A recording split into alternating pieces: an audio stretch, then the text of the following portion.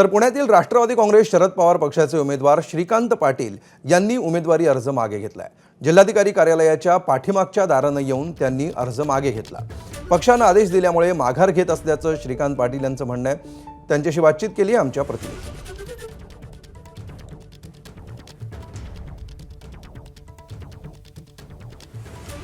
परिषदेच्या निवडणुकीत 2 जागांची मागणी महाविकास आघाडीकडे केली होती, मित्र पक्षांकडे केली होती।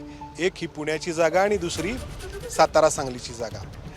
सातारा सांगलीची जागा हा पक्ष लढवतोय, त्यांचा उमेदवार रिंगणात आहे। मात्र पुण्यातल्या निवडणुकीतून श्रीकांत पाटील जे आता आपल्या सोबत आहेत त्यांनी माघार घेतलेली आहे।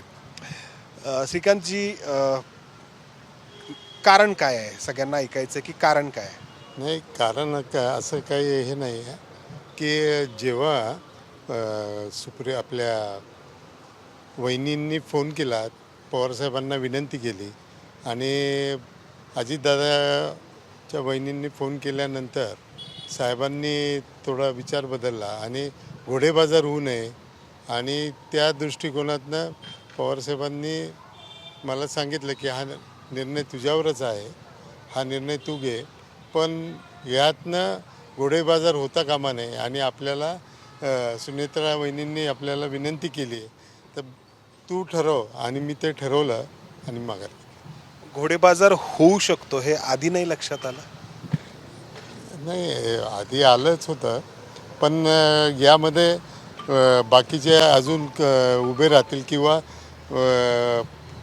कंद उभेच राहतील असंही आम्हाला वाटलं होतं। श्रीकांतजी, तुम्ही खूप वर्ष राजकारणात आहात, पण मला हे विचारायचं की यामुळं विश्वासार्हतेवरती प्रश्नचिन्ह निर्माण होतंय असं नाही वाटत तुम्हाला पक्षाच्याच, की हा पक्ष खरंच विरोधकाची भूमिका पार पडतो आहे की सत्तेच्या सोबत जातोय? नाही, आता हा जो निर्णय आहे हा महाविकास आघाडीच्या वरच्या सगळ्या नेत्यांनी मिळून घेतलेला निर्णय आहे आणि तो निर्णय कळवल्यानंतर मलाही तो पटला आणि त्यातनं मी की नाही, तुमच्या पक्षाच्या बाबतीत आपण बोलतोय की मग लढायचं नव्हतं तर उमेदवारी अर्ज का भरला, अशी एक कार्यकर्त्यांची भावना आहे।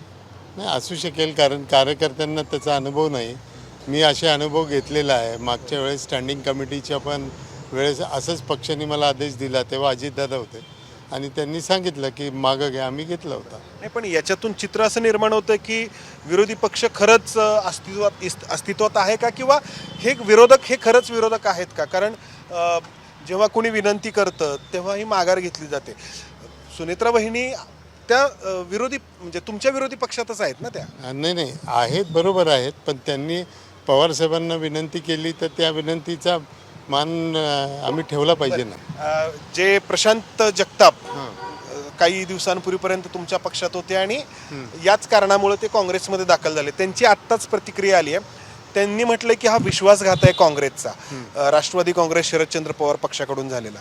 नाही, प्रशांत जगताप मला वाटतं आत्ताच काँग्रेसमध्ये गेले, त्यांना अजून काँग्रेस कळायची आणि त्यानंतर कळेल पुढे, आणि त्यांच्यापेक्षा जास्त अनुभव मला आहे आणि मी सिनियर आहे, त्यामुळे मला कळतं आहे। नाही, काँग्रेसनी तुमचा अनुभव म्हणजे घेतला, तुम्ही सुप्रिया ताई सुळे काँग्रेस भवनमध्ये गेला होतात आता काही दिवसांपूर्वी तुमच्या उमेदवारीसाठी, मग काय बोलणं झालं होतं? माघार घेताना काँग्रेसच्या नेत्यांसोबत काय बोलणं झालं? त्यांनी मागच्या ज्या महानगरपालिकेच्या ज्या इलेक्शन्स होता त्याबाबत ज्या काही गोष्टी घडल्या त्याच्यावरनं काँग्रेसचे काही नगरसेवक नाराज होते आणि हे पहा, काँग्रेसच्या नगरसेवकांनी मला